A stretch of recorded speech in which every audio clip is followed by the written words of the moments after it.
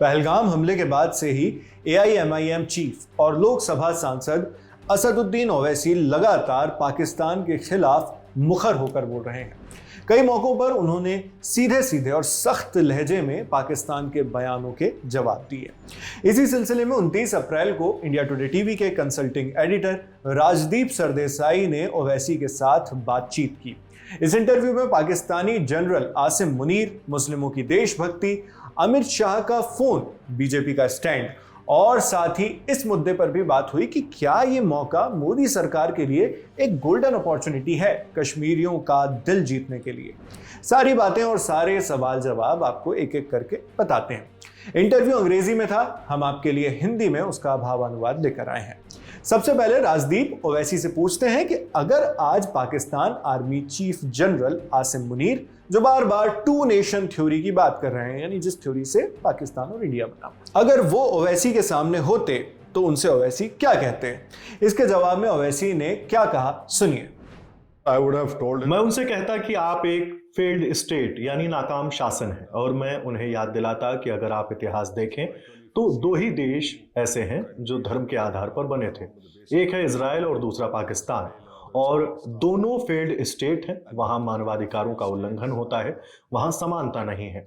और मैं ISI chief से कहता कि जो आपने कहा है वो पूरी तरह बकवास है। आपको भारतीय मुसलमान की वफादारी पर सवाल उठाने का कोई हक नहीं है। हमने अपना भविष्य तय कर लिया है।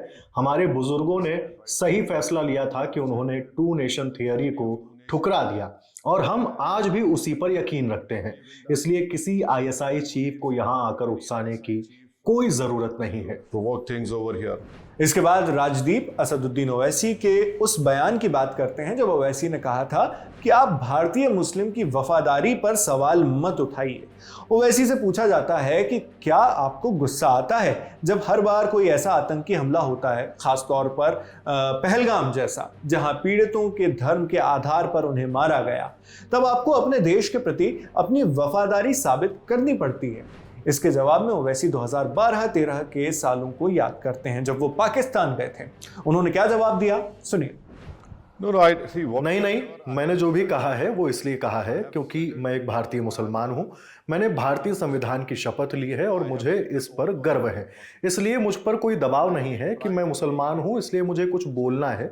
मुझे ये बात कहनी थी, और अफसोस इस बात का है कि जो लोग मुझे अच्छी तरह नहीं जानते, उन्होंने फोन करके मुझसे कहा कि आपने क्यों बोला। मैंने समझाया कि ये दबाव की बात नहीं है, ये जिम्मेदारी है। एक भारतीय के तौर पर मेरा फर्ज है कि जब आतंकी हमारे देश में घुसते हैं, लोगों को अलग करते हैं और उनकी पत्नी और बच्चों के सामने उन्हें सिर्फ इसलिए मार देते हैं क्योंकि वो हिंदू हैं, तो ये मेरे लिए बहुत दर्दनाक है। और जिन परिवारों ने अपनों को खोया है वो इस जख्म को जिंदगी भर ढोएंगे। सांसद होने के नाते ये मेरा सबसे छोटा काम है जो मैं कर सकता था। मैंने यही बात तब भी कही थी जब मैं 2012 और 2013 में पाकिस्तान गया था। तो ये कोई नई बात नहीं है। जो मुझे नहीं जानते वो आज तारीफ करेंगे और कल गालियां देंगे, लेकिन बात ये नहीं है।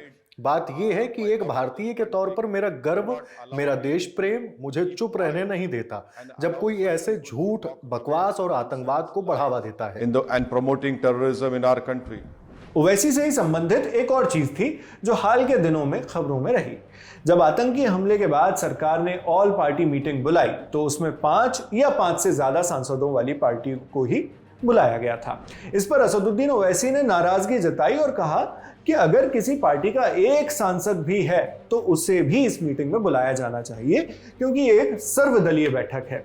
इसके बाद ओवैसी को गृह मंत्री अमित शाह का फोन आता है और उन्हें मीटिंग में बुलाया जाता है। इस वाकया का जिक्र कर राजदीप ने ओवैसी से पूछा, आपको लग रहा है कि मोदी सरकार को अब ये एहसास है कि इस वक्त ये जरूरी है कि कोई हिंदू मुस्लिम बंटवारा न हो, जो पाकिस्तान चाहता है? आप जैसे लोगों का बोलना इसलिए जरूरी है।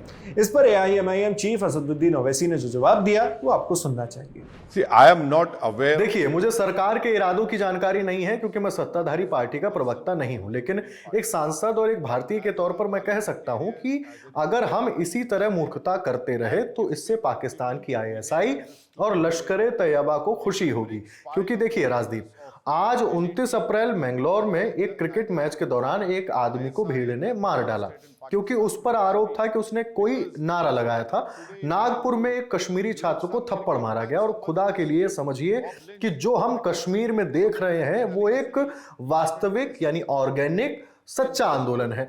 पाकिस्तान और उसकी आतंकवाद की साजिशों के खिलाफ एक जगह है सोपोर, जहां कोई टूरिस्ट नहीं जाता। वहां लोग रात में निकलकर कैंडल मार्च निकालते हैं पहलगाम हमले के खिलाफ। मैं मोदी सरकार से अनुरोध करता हूं कि इस मौके को समझें जब कश्मीरी लोग बिना किसी उकसावे के, बिना किसी प्लान के खुद से सड़कों पर निकलकर पाकिस्तान और आईएसआई को लानत भेज रहे हैं, तो सरकार को इस मौके का पूरा इस्तेमाल करना चाहिए। to use it.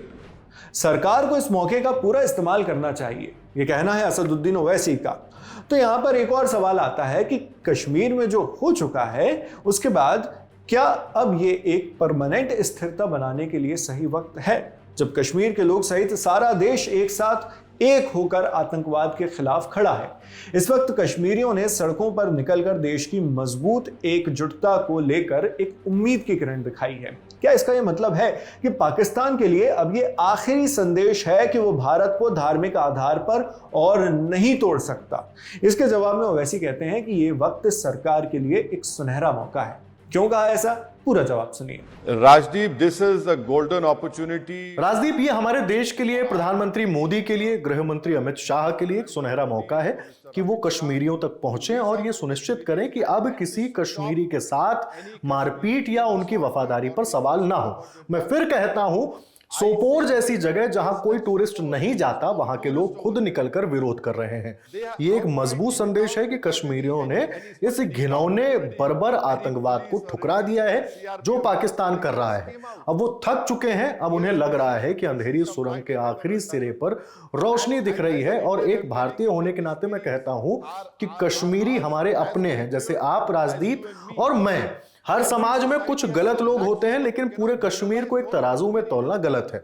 ये सोच ही गलत है। That is a completely wrong notion to accept and to say.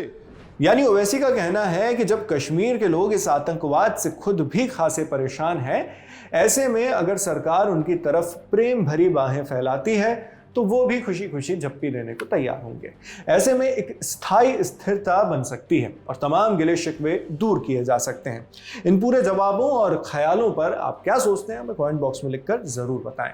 हम पहलगाम हमले से जुड़ी सारी खबरें और केस के सारे अपडेट्स आप तक लगातार ला रहे हैं। मैं हूं शेख नावेद और इस वीडियो में सांसद असदुद्दीन ओवैसी के लिए हिंदी में आवाज दी हमारे साथी हिमांशु ने। देश और दुनिया से जुड़ी खबरों के लिए आप देखते रहिए दी लल्लन टॉप। शुक्रिया।